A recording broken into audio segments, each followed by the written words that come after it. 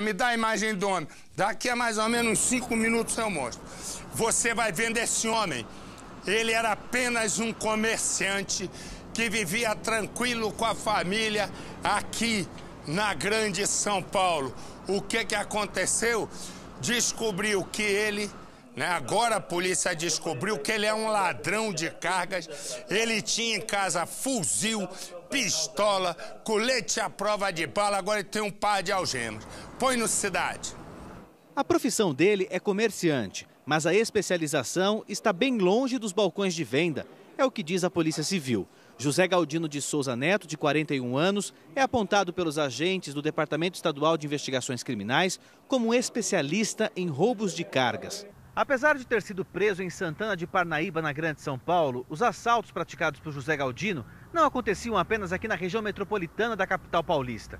A investigação mostrou que ele agia em vários estados brasileiros. Neste vídeo ele diz que está sem cometer crimes há um tempo porque o pai dele, que sofre com Alzheimer, estava morando com ele. José Galdino confessa a participação nos assaltos. Eu estava correndo bastante uns anos atrás para longe, para fora do estado, para longe. Aí pegado lá em cima.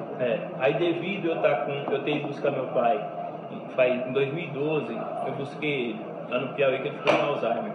Aí logo em seguida fui preso. Aí eu saí um ano depois, 9 meses depois, faz um ano e pouco que eu saí. Devido a estar com ele 24 horas, aí... Esse tempo todo que você saiu, você não meteu nenhuma bronca? Não, depois que eu saí não arrumei nada. Na casa onde José Galdino vivia com a família, estava também o armamento usado nos roubos. Um fuzil e uma pistola que deveriam ser de uso restrito. Havia ainda um colete à prova de balas.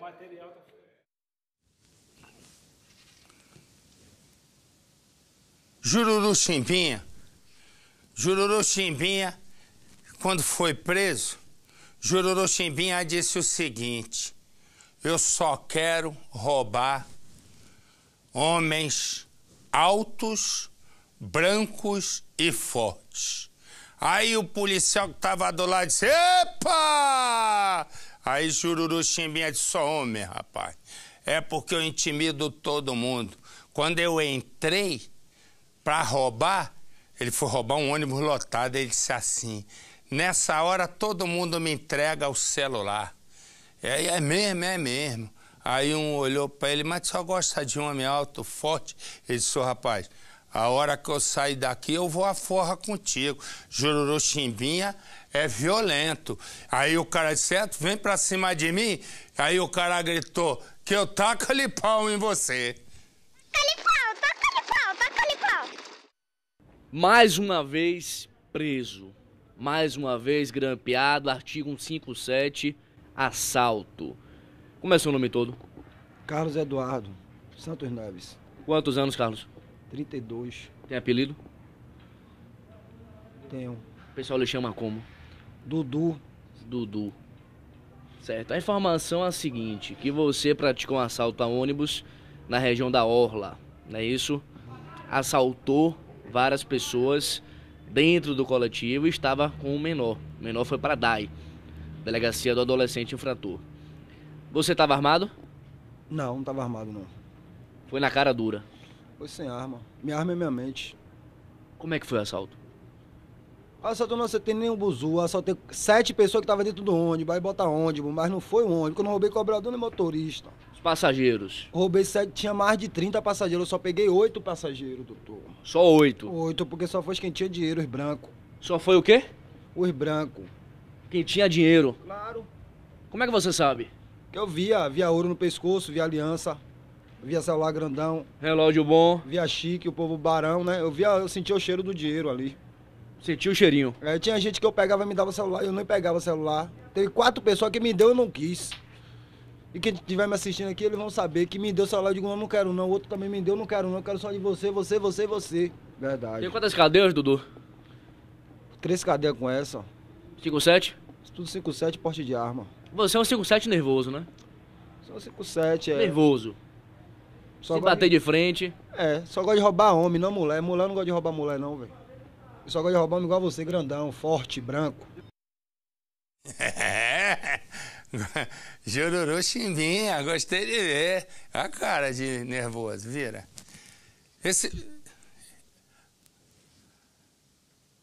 Esse rapaz que está vendo aí, ele estava desaparecido há um bom tempo, continua.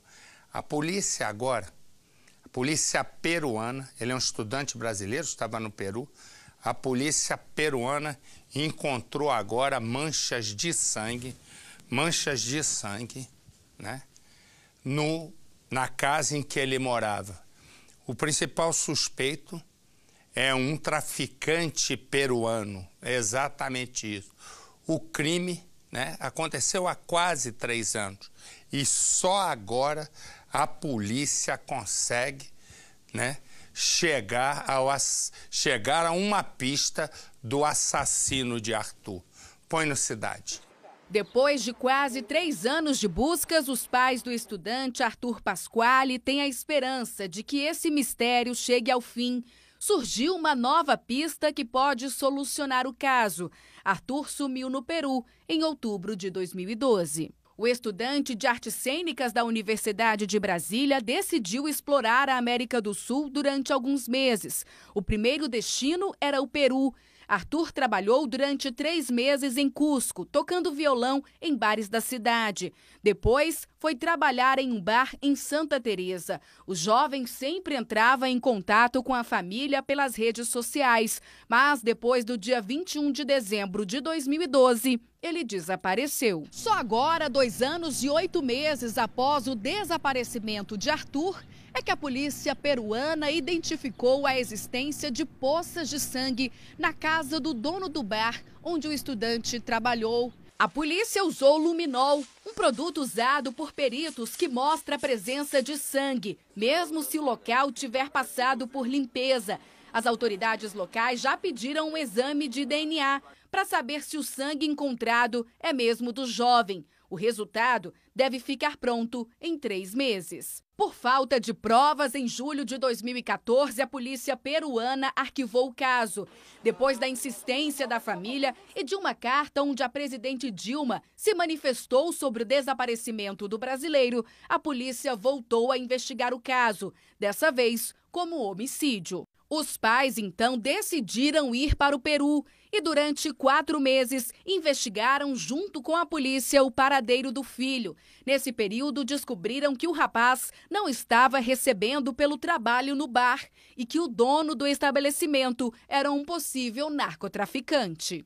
Seu Vanderlan, o senhor que está aí há tanto tempo, já foi várias vezes ao Peru, conta pra gente como é que anda o trabalho da polícia aí. A expectativa é de que possa finalmente elucidar tudo o que ocorreu com o Arthur. Depois de 7 meses no Peru, agora Vanderlan vai voltar ao Brasil para esperar o resultado dos exames. Até o momento, 4 pessoas são suspeitas: a esposa e o dono do bar onde Arthur trabalhou e os proprietários de 2 hotéis onde o jovem foi funcionário. Eles também seriam narcotraficantes e teriam se desentendido com o estudante. Depois dessa nova pista, os pais só desejam um fim para tanta angústia. A gente não perdeu as esperanças, a gente ficou assim mais...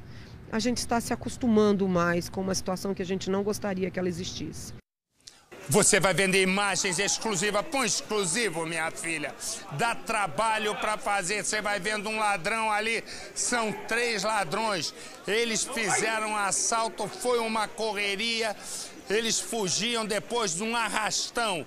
A polícia cercou e põe no Cidade. Do alto de um prédio, um morador registrou o momento em que os bandidos são rendidos dentro de um condomínio na Taquara, em Jacarepaguá, zona oeste do Rio. Durante a revista, os ladrões são obrigados a deitar no chão.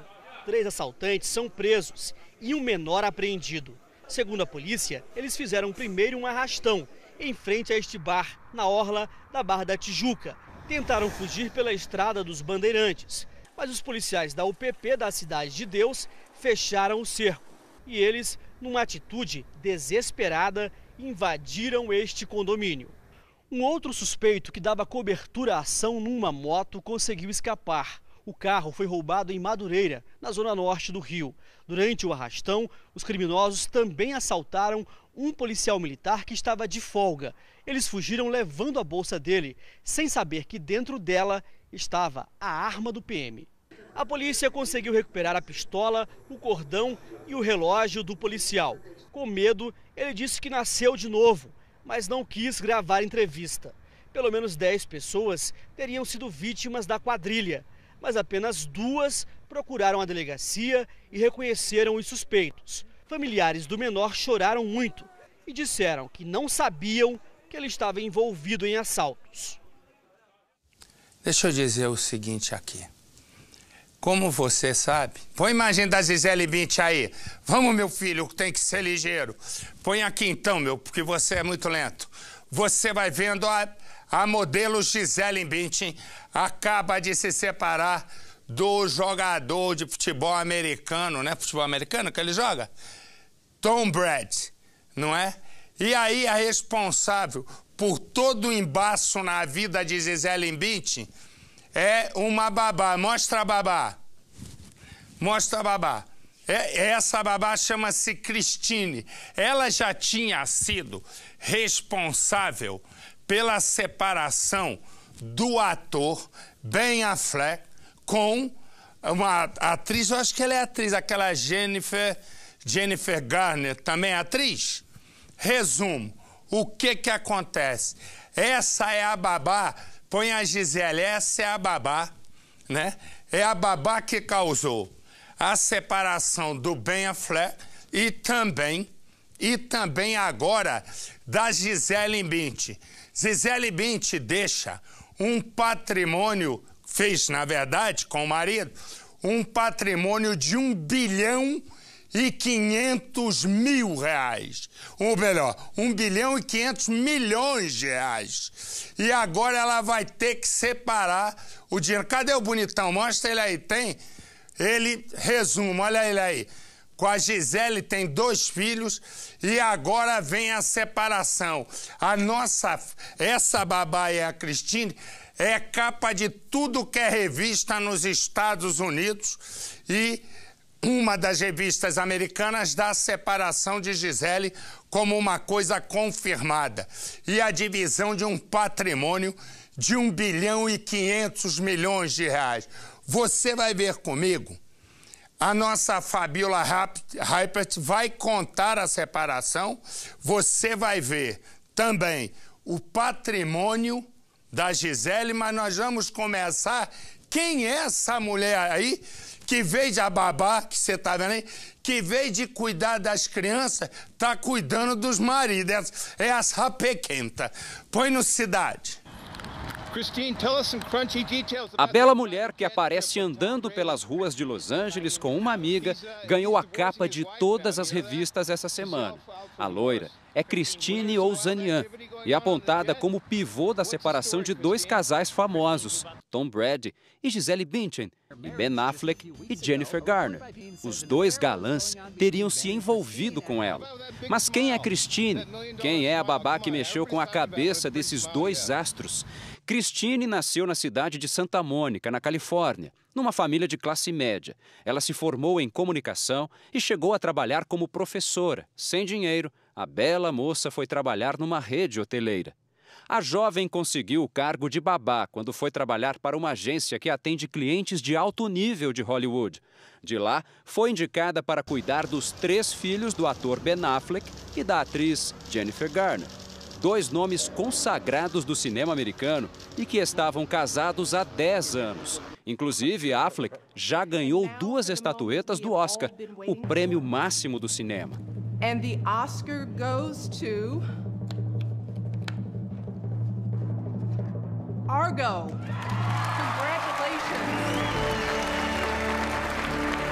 Thank you very much. Segundo amigos da babá, Christine estava noiva, mas resolveu terminar porque teria se apaixonado pelo ator. Pouco depois, Ben Affleck anunciou o fim do casamento com Jennifer Garner. Esse carro de luxo branco que a babá entra seria um dos presentes do ator americano, mas ela nega. Será? Mas a confusão aumentou mesmo depois dessa foto.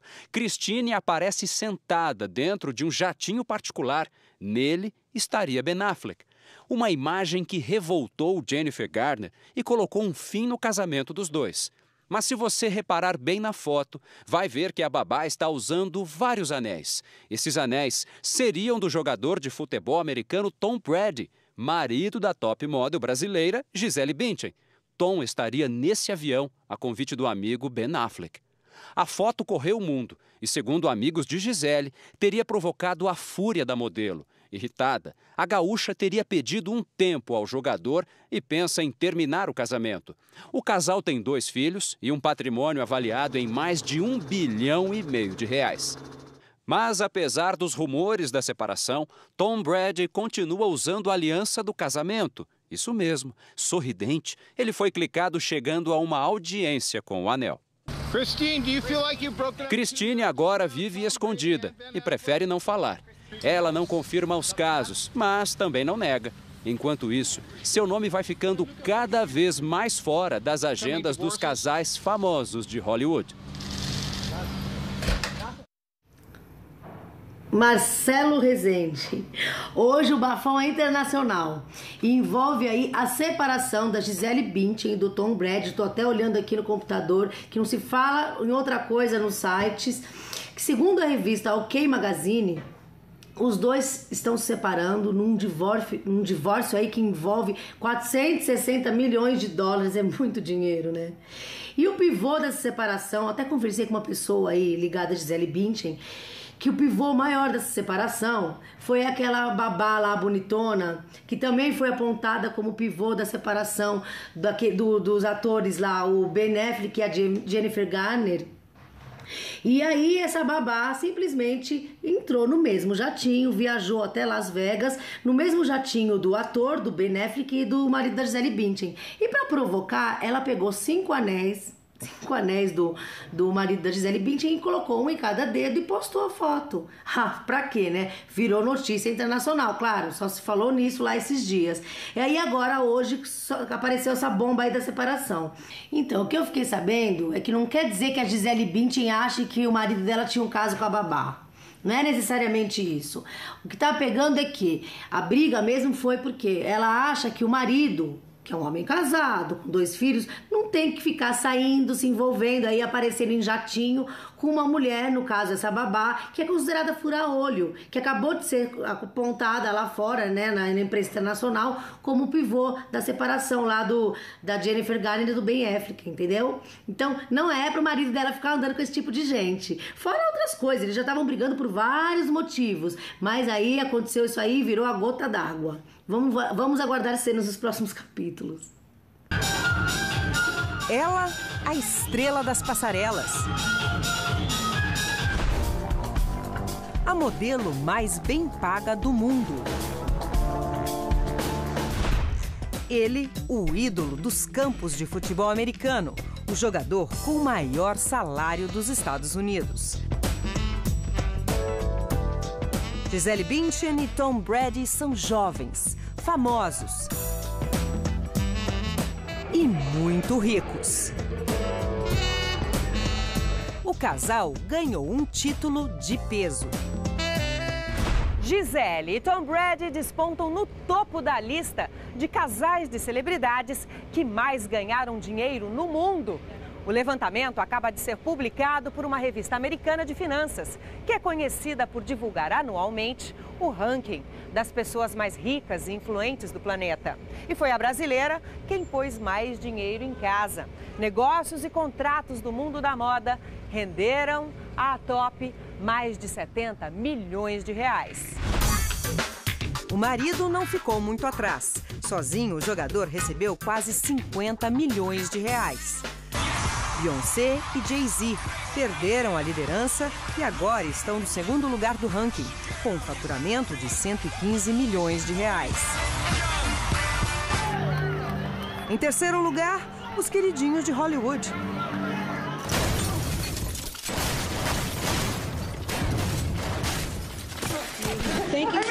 Brad Pitt e Angelina Jolie estão juntos há 6 anos e desde então a fortuna deles não para de crescer. Ela ganhou 50 milhões de reais e o maridão Brad Pitt, 32 milhões.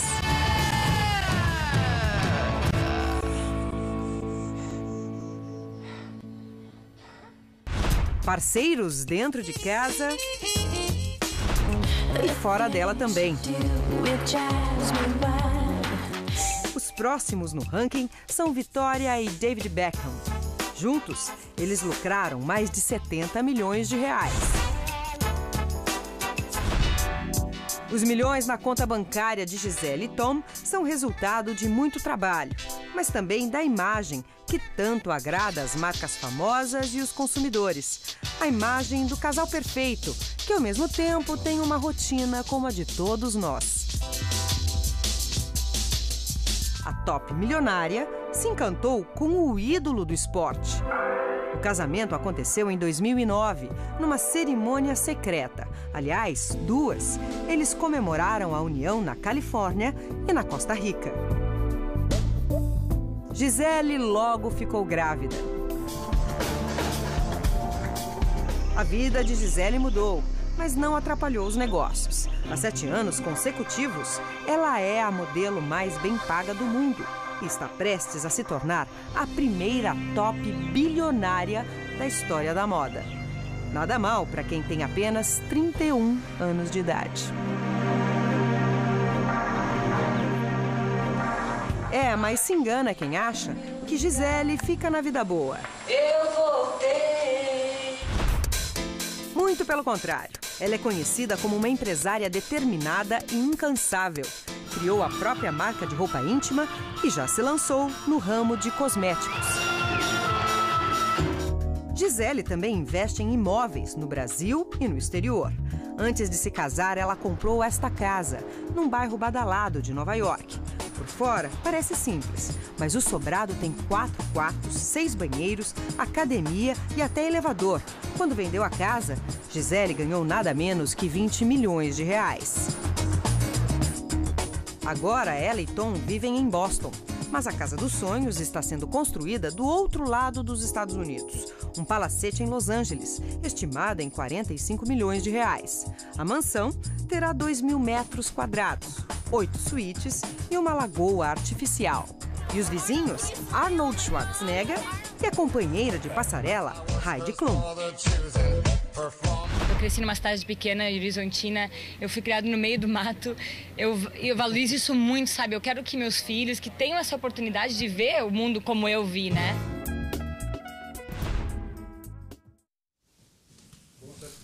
Ah, é? Bom, você vai vendo, da Gisele Bündchen e da Babá, eu vou para Pezão, Orelha, Marcelo Piloto, Peixe e Arafat. No resumo, é da Bela pras feras. Esses, depois da morte lá do Celcinho, né? Do Celcinho Playboy, no Rio de Janeiro, todo mundo só fala em caçar esses 5 e a recompensa é grande. Põe no Cidade. Eles são perigosos. A maioria está foragida do sistema penitenciário. Todos fazem parte de quadrilhas de traficantes. São os bandidos mais procurados do Rio de Janeiro. 20 mil reais. Essa é a recompensa por Peixe, ou Rafael Alves. A área comandada por ele é a Vila Aliança, em Bangu. Peixe saiu da cadeia em 2009, depois de passar para o regime semiaberto. Na lista do criminoso estão roubo de carros e tráfico de drogas. Ele é considerado chefe de uma facção que atua na zona oeste do Rio. A pacificação do Complexo do Alemão não terminou com o poder do tráfico. Edson Silva de Souza se mantém no comando do crime. Orelha é um dos responsáveis pelos constantes tiroteios e confrontos nas comunidades.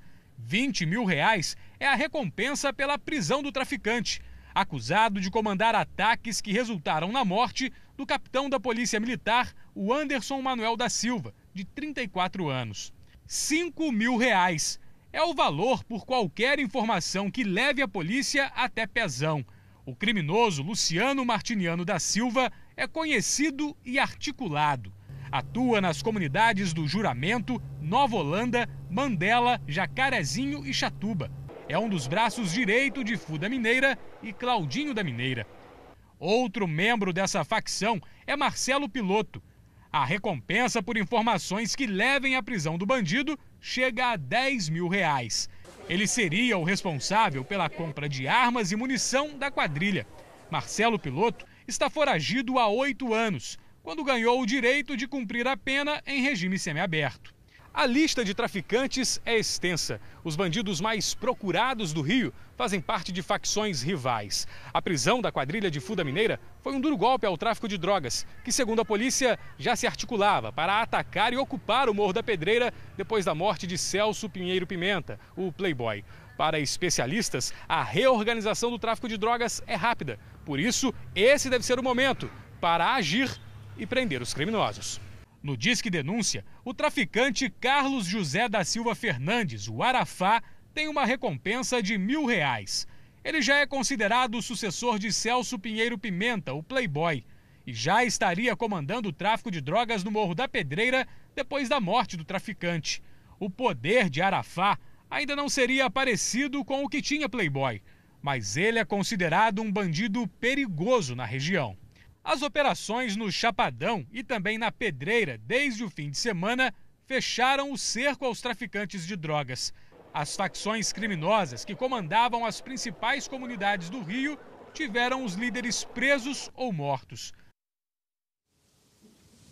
Franciele e Gilney.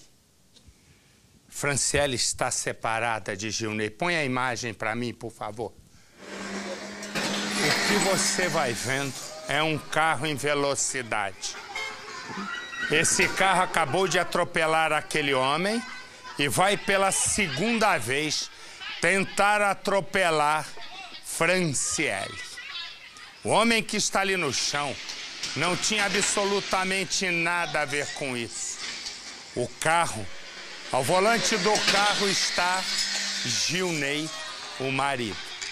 Gilney, nesse dia, foi com um único objetivo: atropelar Franciele.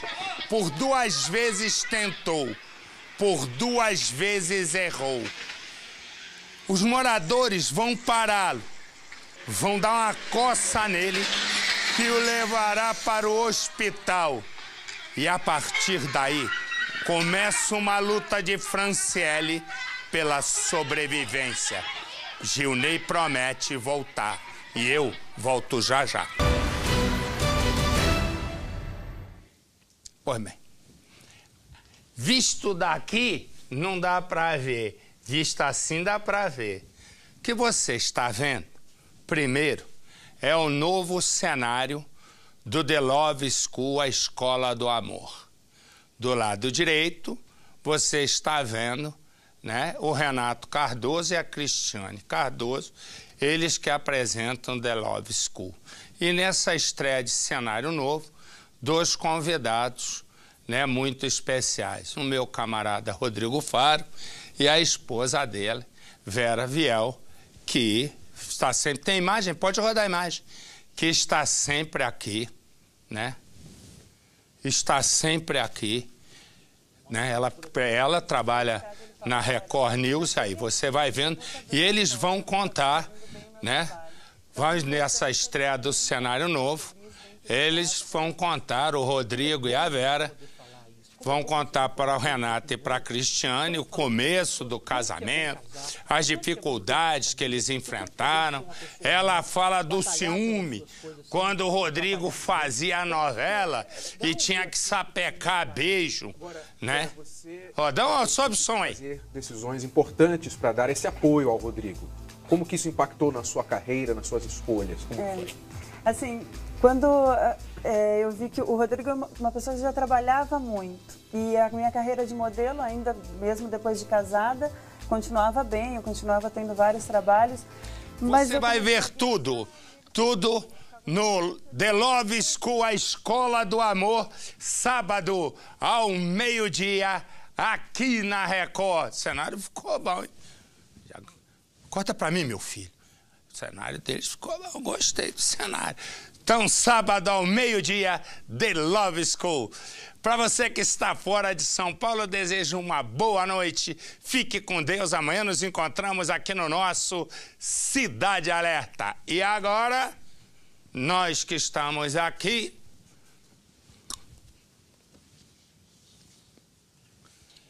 ela se chama Franciele.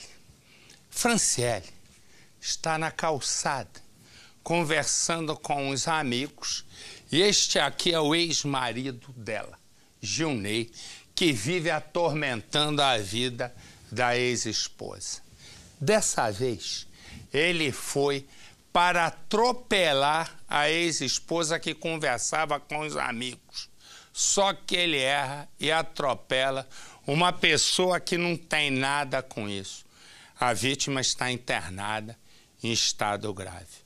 Depois de ele atropelar essa pessoa, ele dá a volta no quarteirão para tentar mais uma vez atingir a ex-esposa e os amigos. Ele perde o controle, acerta um poste e acaba levando uma surra do povo que estava ali.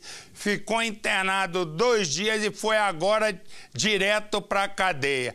É a segunda vez que ele vai para a cadeia por tentar atropelar a mulher. Dá a imagem para mim, por favor. Ó, esse é o momento, ó. O moço aí, ele pega em cheio. Óbvio que a gente não ia deixar. Aí o moço fica caído. Essa é a segunda volta.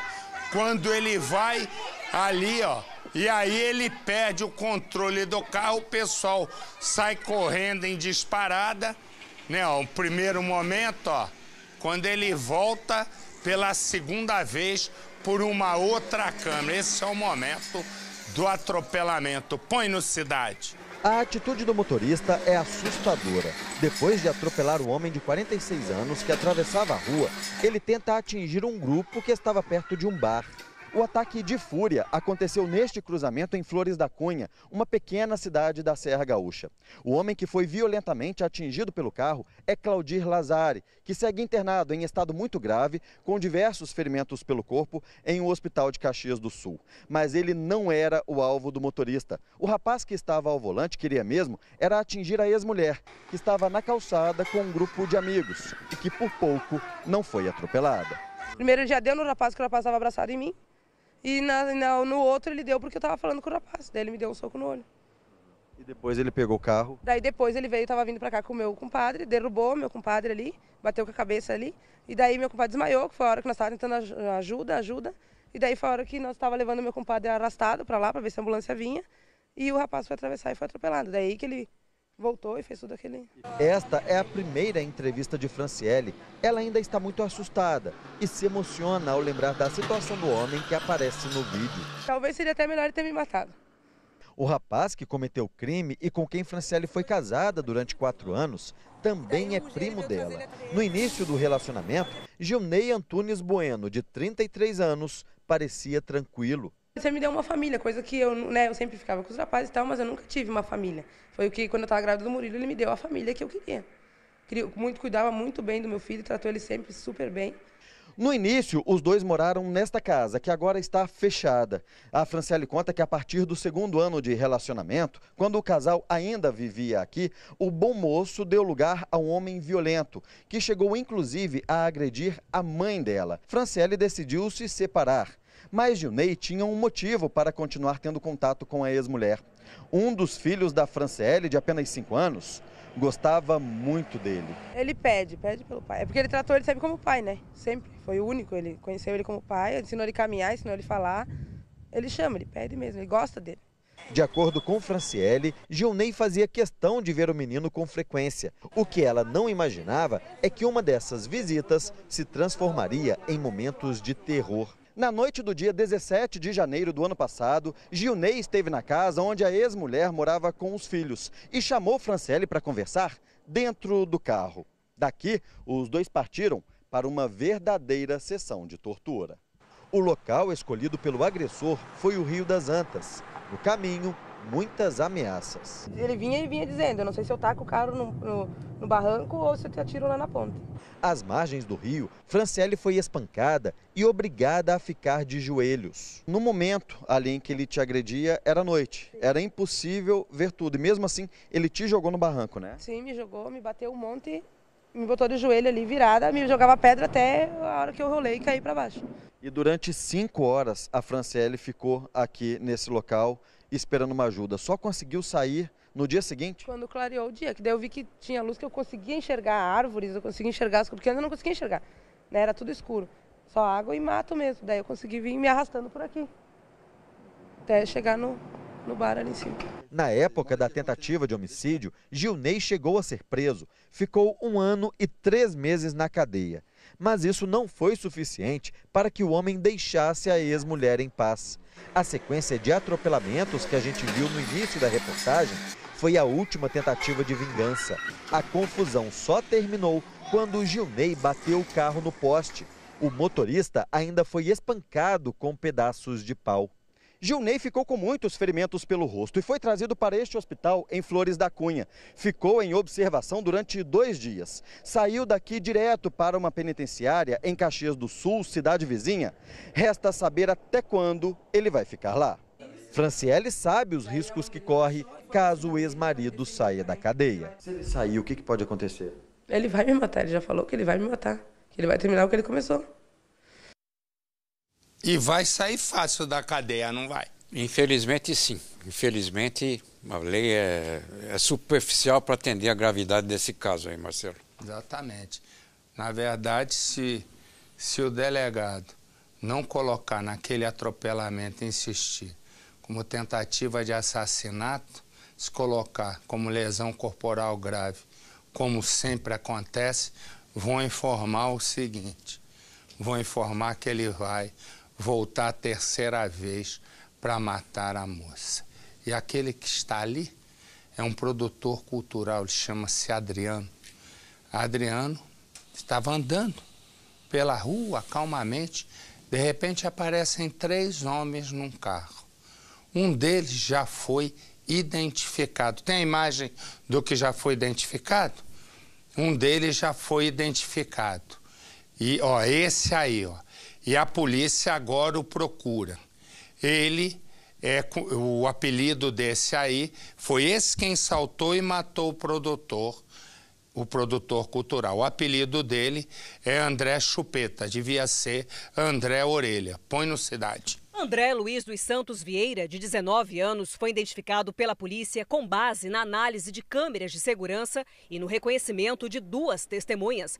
A polícia não tem dúvidas de que ele matou o produtor cultural Adriano Pereira. Imagens de câmeras de segurança mostram os últimos momentos da vítima. Adriano pega um ônibus em Belford Roxo. 20 minutos depois, desembarca na rua Oscar Soares, já no centro de Nova Iguaçu.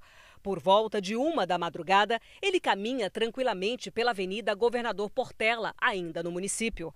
Nas imagens, a polícia identificou este carro que foi apreendido. Nele estariam André e 2 amigos. O veículo para naquela noite ao lado de Adriano. Depois de alguns minutos de abordagem, o rapaz é convencido a entrar. Mais à frente, André e Adriano descem e começam a conversar na calçada. Os outros 2 homens permanecem no carro. De repente, André agride Adriano com socos e chutes. Não satisfeito, ele vai até a porta, pega uma chave de fenda e dá diversos golpes no rapaz com a ferramenta. Um crime de ódio, segundo a polícia, motivado por homofobia. A todo momento que ele agredia, golpeava o Adriano, ele dizia que não gostava de homossexual, ou seja, é uma homofobia praticada por esse André, já que ele não gostava de homossexuais. O corpo de Adriano foi encontrado na manhã do dia seguinte ao crime, em um córrego em Cabo Sul, Baixada Fluminense. André, também conhecido como Dedé ou André Chupeta, não tinha passagem pela polícia e está com a prisão temporária decretada. Agentes da Homicídios já fizeram diversas buscas pelo suspeito, que ainda não foi localizado. Deixa eu dizer uma coisa, que a justiça acaba de decidir. Lembra do menino?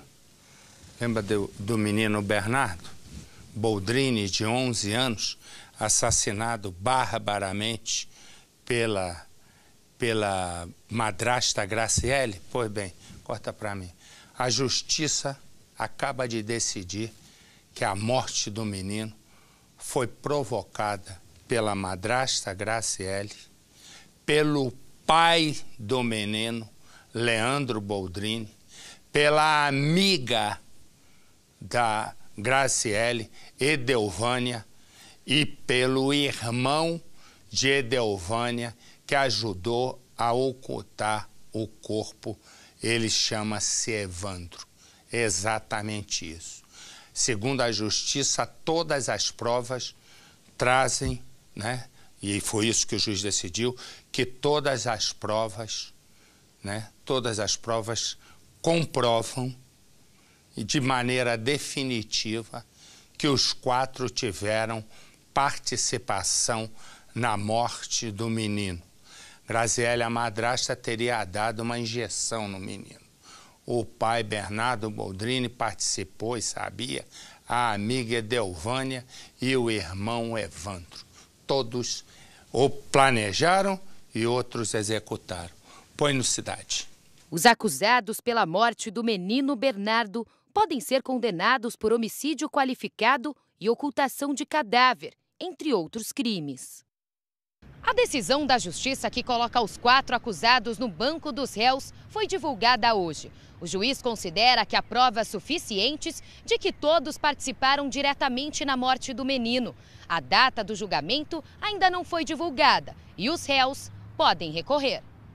O corpo de Bernardo Boldrini, de 11 anos, foi encontrado no dia 14 de abril de 2014, enterrado em um matagal em Frederico Westphalen, a cerca de 80 quilômetros de Três Passos, onde ele morava com a família. Ele estava desaparecido há 10 dias. O menino morreu após uma superdosagem do sedativo midazolam, aplicada pela madrasta. Ela admitiu o crime e apontou o local onde a criança foi enterrada. Evandro teria ajudado a esconder o corpo, enquanto Leandro Boldrini teria atuado como o mentor do crime. Essa semana, o corpo de Odilaine Uglione, mãe do menino Bernardo, foi exumado. Em maio, a Justiça determinou, a pedido da família de Odilaine, a reabertura da investigação sobre a morte dela, dada inicialmente como um suicídio. A família acredita que ela possa ter sido morta pelo ex-marido Leandro. Há suspeitas até de que uma carta de suicídio tenha sido forjada. A mãe de Bernardo foi encontrada morta em 2010, na clínica do marido, na cidade de Três Passos, Rio Grande do Sul. À época, a polícia concluiu que ela cometeu suicídio com um revólver. Mas a defesa da mãe dela contesta essa versão e acredita que ela foi assassinada. O resultado da exumação deve sair em, no máximo, 30 dias. Um caso já resolvido até que o advogado Marlon Taborda resolveu investigar e analisar os laudos sobre a morte de Odilaine Uglione, a mãe do garotinho Bernardo. Um dos pontos importantes que não estaria esclarecido aparece expresso no próprio documento.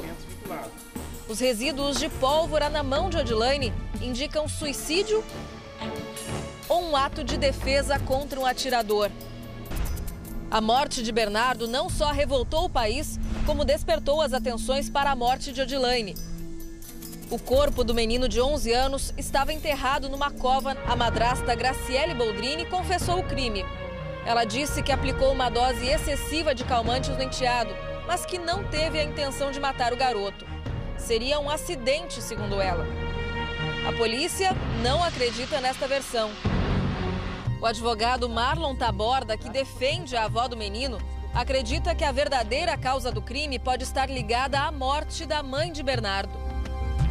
Ela teria se matado dentro do consultório do marido, 3 dias antes do casal assinar o divórcio. O advogado aponta falhas no laudo. A primeira é que Odilaine teria se matado com um tiro disparado com a mão esquerda, mas ela é destra.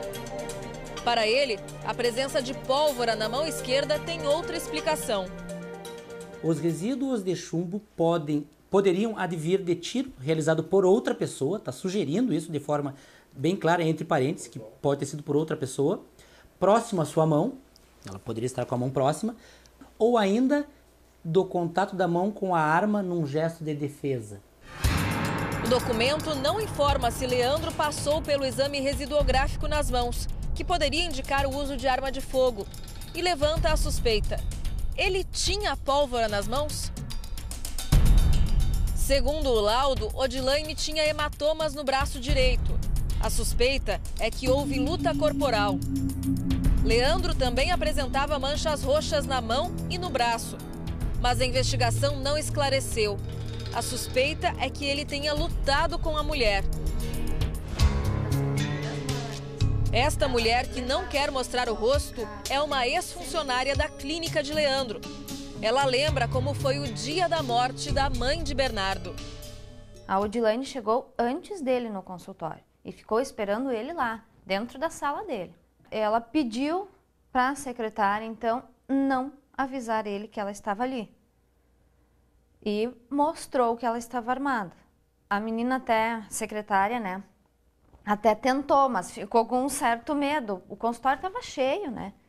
Nunca se sabe, né? Uma pessoa com raiva, o que pode fazer, né? Eu sei que ele chegou, entrou, fechou a porta e ela estava lá, né? Aí por diante eu não sei. Escutou o disparo, saiu correndo, mandou os pacientes sair. Ele saiu correndo escada abaixo e ele não voltou para ver o que aconteceu. O que ele dizia? Ah, saiam, vamos sair, a louca tá aí. No dia da morte, Odilane ligou para a mãe, Dona Jussara, e reclamou que o marido tinha uma amante. Logo depois, Leandro se casou com Graciele. O advogado cita 2 telefonemas anônimos que a polícia recebeu dias após a morte. As ligações informavam que Odilane teria comprado uma arma. Odilane também estava preocupada com a partilha de bens. Ela queria R$1,5 milhão e uma pensão de 8 mil. Bernardo era o único herdeiro da mãe. Depois da morte do menino, a justiça bloqueou os bens de Leandro. Pois bem, e aí ficou uma coisa que todos nós, né, tínhamos praticamente certeza de que iria acontecer. E o que é isso? Madrasta, que tinha brigas homéricas com o menino, inclusive tem áudio gravado. Põe uns 4 aqui para me ajudar. Madrasta, brigas gigantescas com o menino. Felizmente não colocaram o áudio de uma das brigas. Essa aqui, a amiga da madrasta, trabalhava num posto de saúde e com isso também, né, ajudou a enterrar o menino e levou o menino para a morte.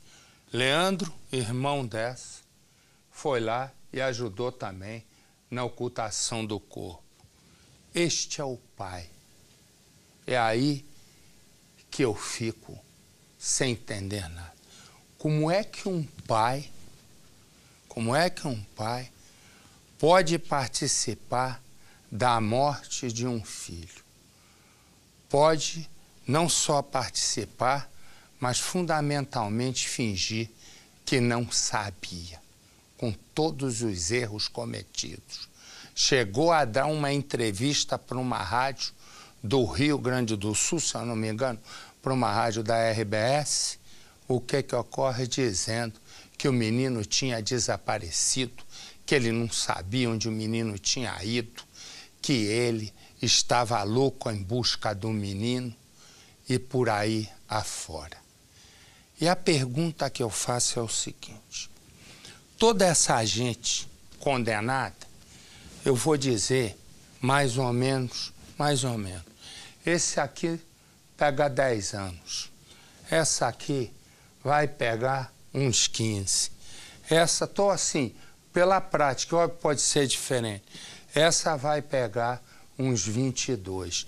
E esse, como mata um descendente e, portanto, a pena aumenta, vai pegar uns 25. Todos vão ter direito a recorrer. Todos. Se bobear, os 4 recorrem e podem recorrer em liberdade. Por quê? Porque pode ser que ocorra cair para uma instância superior, e a instância superior vai ser o Tribunal de Justiça.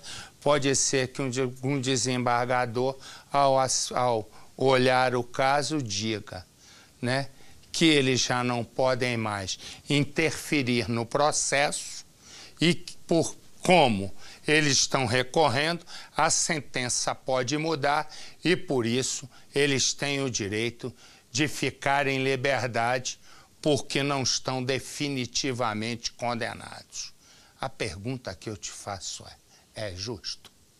E um sujeito que participa, né, a confirmar tudo que está no processo, na morte do filho, de um menino de 11 anos, o que faz com um cara desse?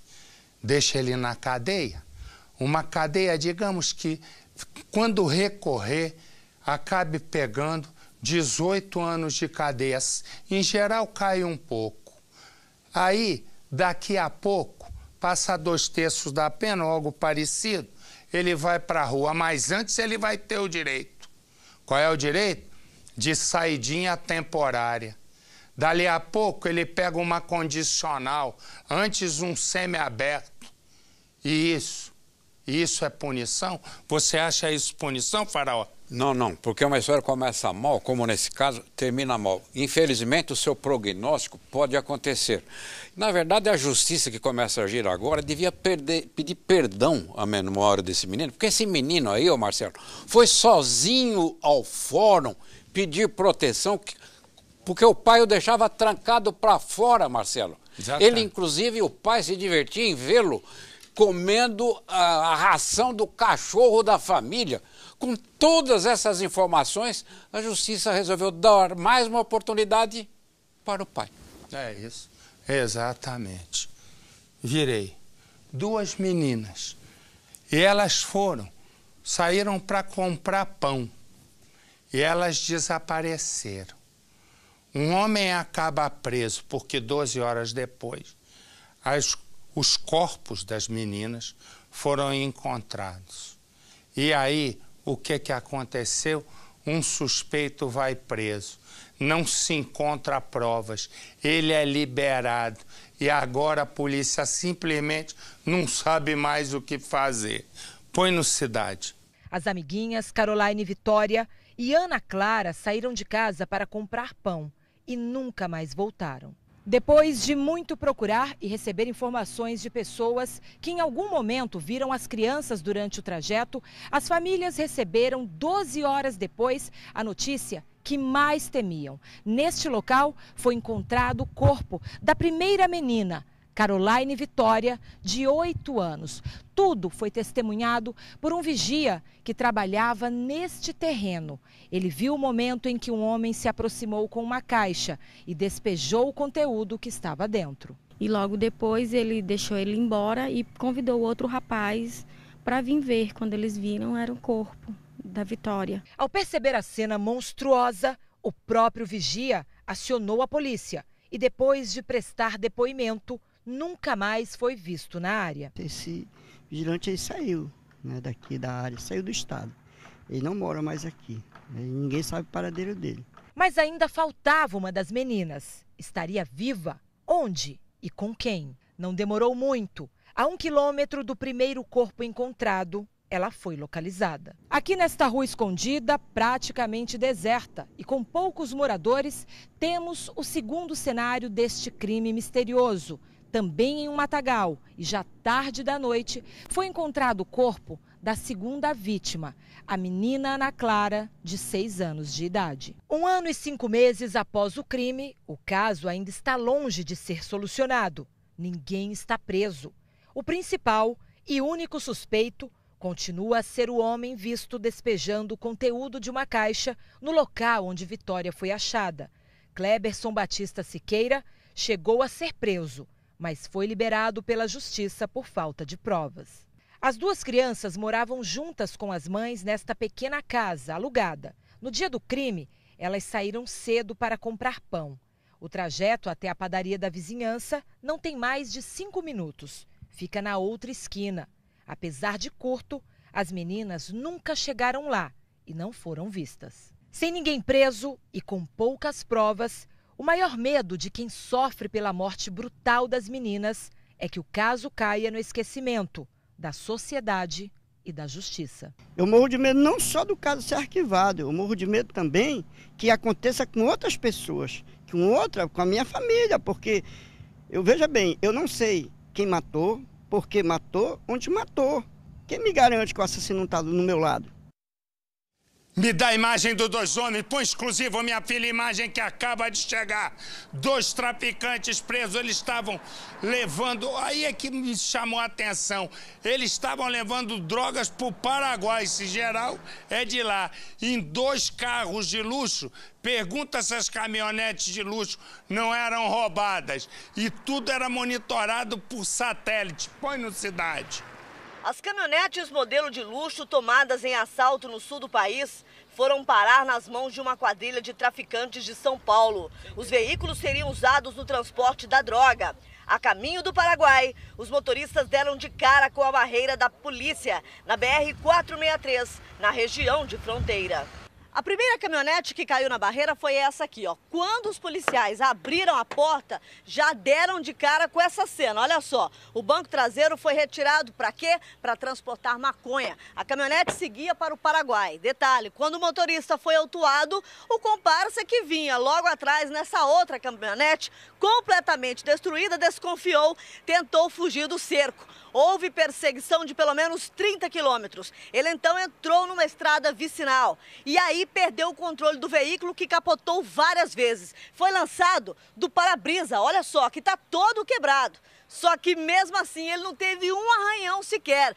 Conseguiu fugir, se embrenhando em meio ao matagal. Mesmo sem nenhum ferimento, Ademar Francisco não conseguiu ir muito longe. O paulista, que junto do tio Alessandro dos Santos, foi contratado para levar as caminhonetes roubadas até a fronteira, onde seriam carregadas com maconha, também foi preso. Tio e sobrinho unidos no crime e a serviço de uma quadrilha que, conforme a Polícia Rodoviária Federal de Mato Grosso do Sul, rouba caminhonetes, só caminhonetes, em vários estados do país e faz desses veículos parte da logística do tráfico, ou seja, um esquema muito maior. E o bando é tão bem organizado que desde o assalto até o despacho da carga e a entrega da droga no destino, tudo é monitorado pelos chefões através de um sistema moderno de comunicação via rádio. Nesse caso ainda, o tio e o sobrinho vinham escoltados por olheiros e batedores e falavam o tempo todo com os traficantes, que agora estão sendo investigados pela polícia aqui de Mato Grosso do Sul, através de uma troca de informações com os órgãos de segurança de São Paulo.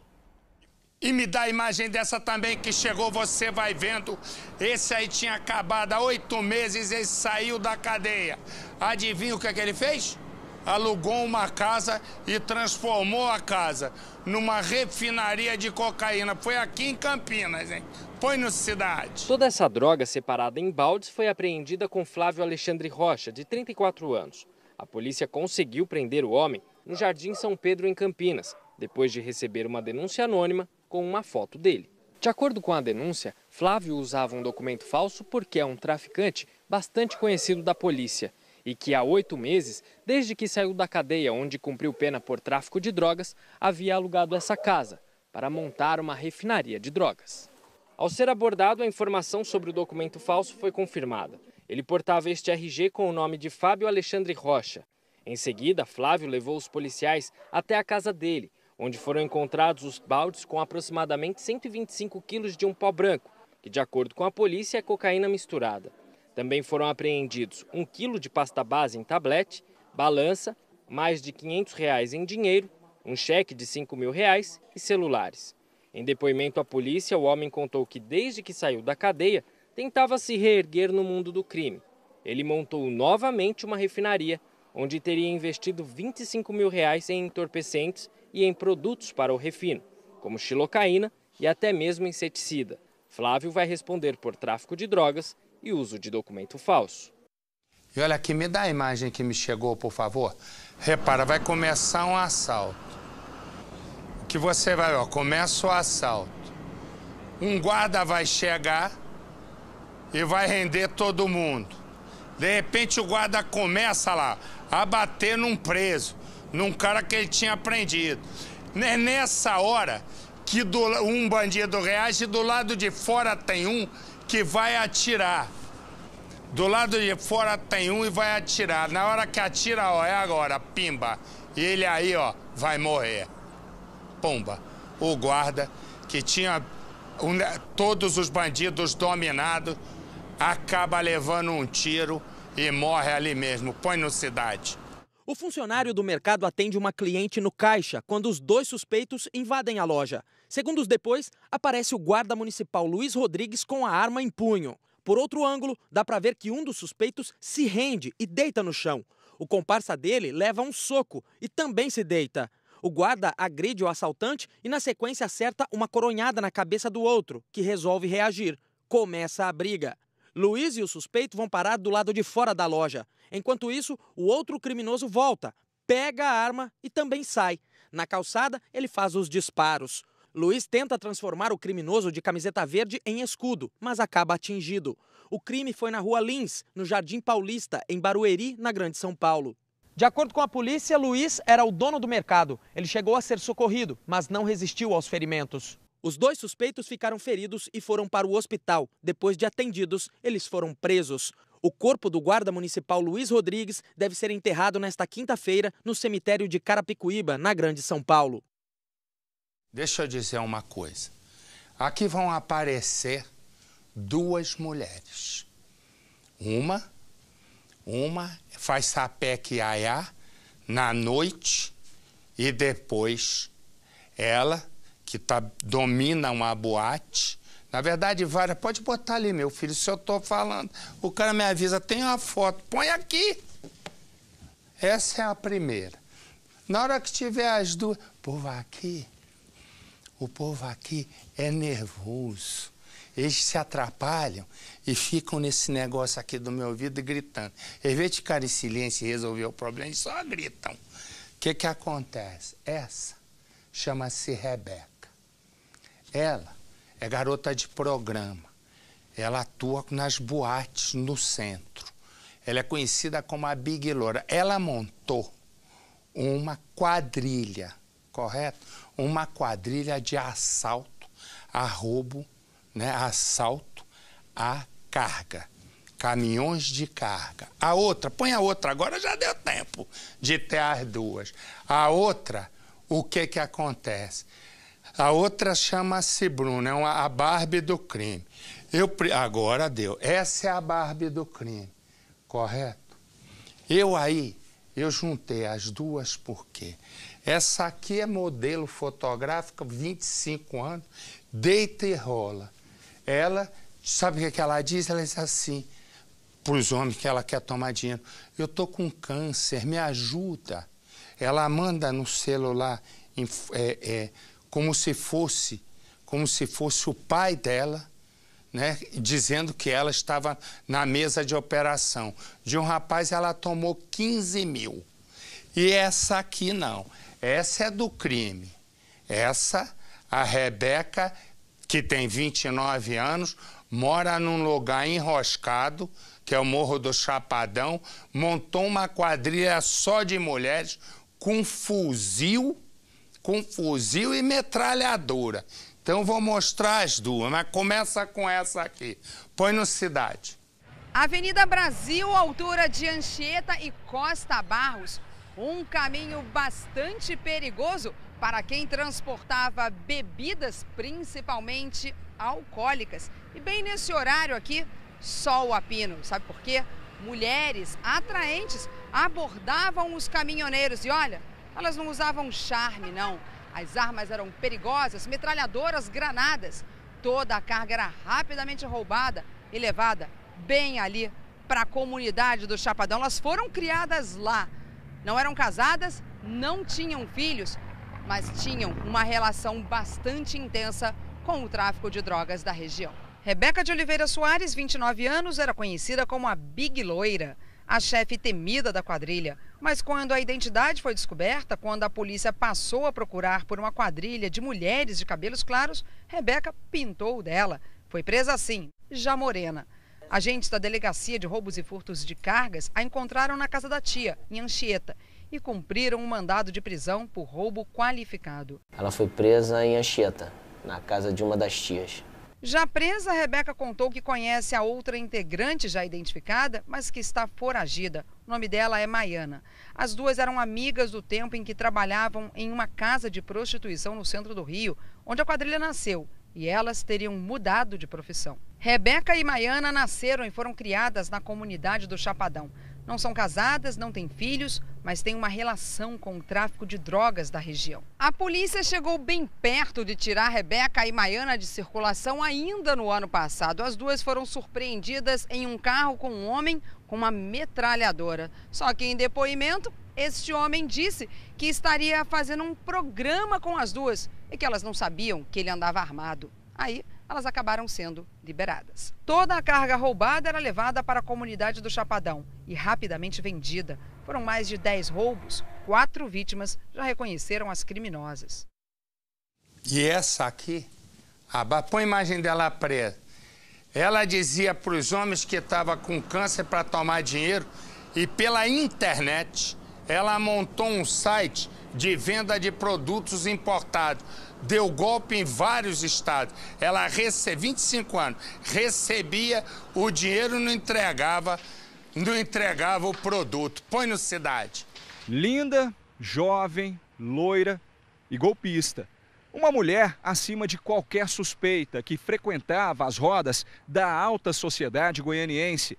Assim era a vida da modelo Bruna Cristine Menezes de Castro, de 25 anos, que foi presa pela Polícia Civil. Ela é suspeita de ser uma das maiores golpistas do Brasil.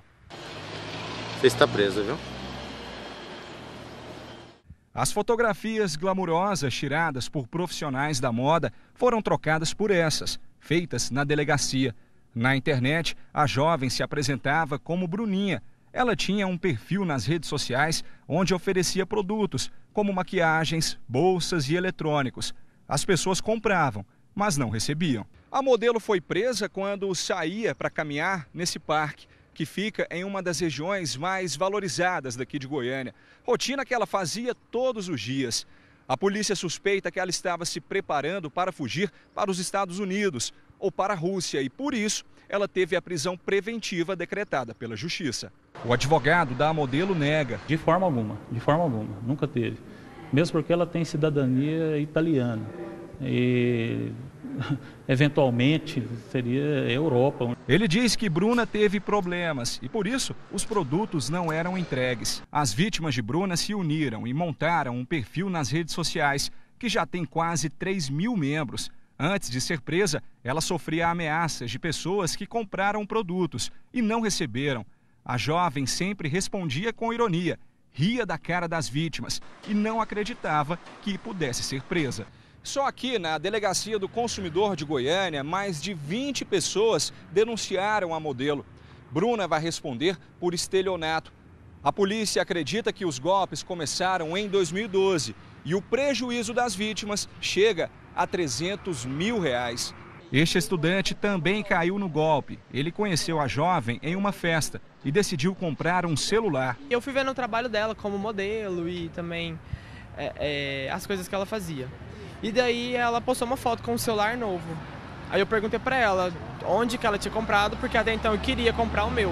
Ele chegou a pagar R$300 adiantado, até que percebeu que tinha caído no golpe. Depositei numa conta, provavelmente acho que laranja, porque era uma conta do tio dela que ela estava falando, né, desse tio.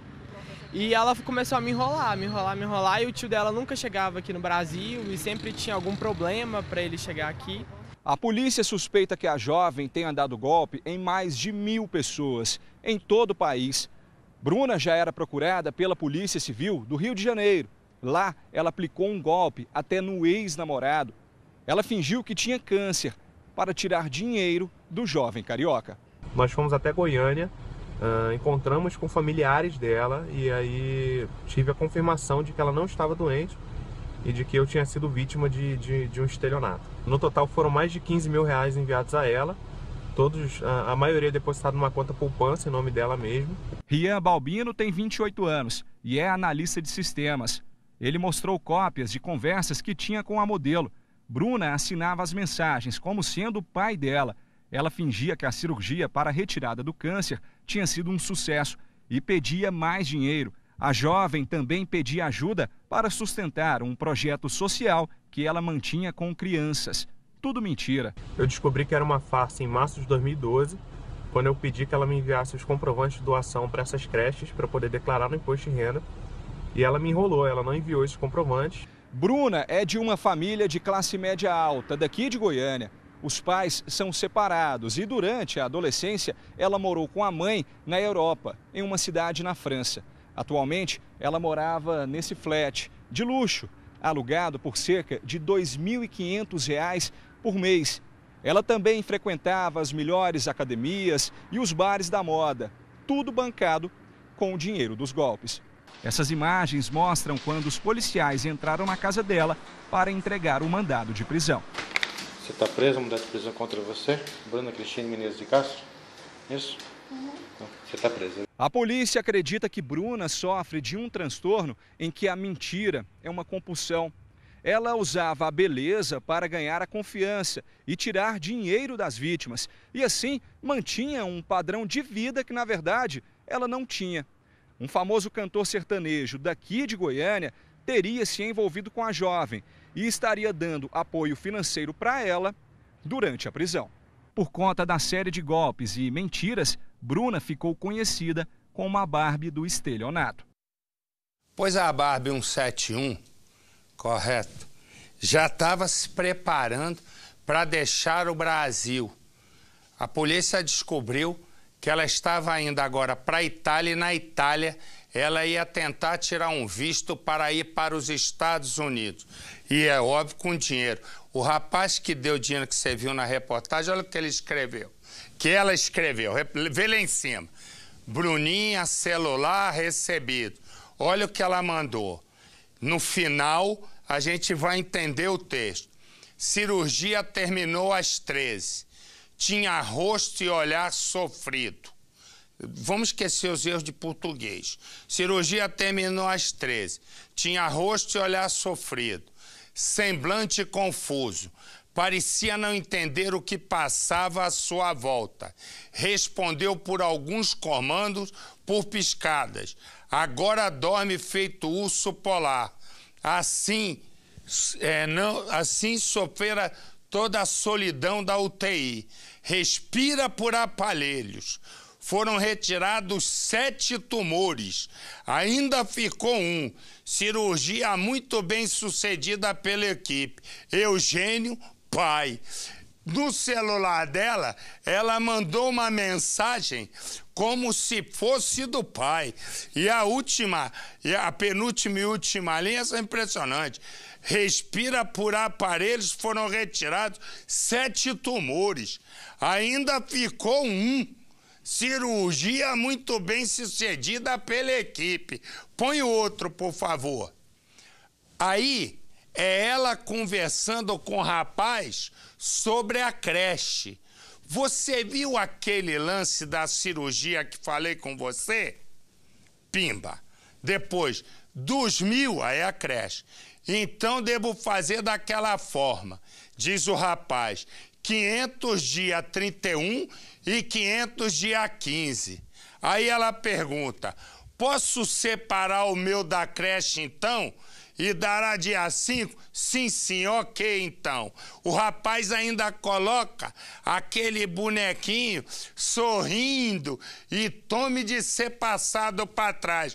Põe a outra. Aí o rapaz responde para ela, só faltou escrever meu amor.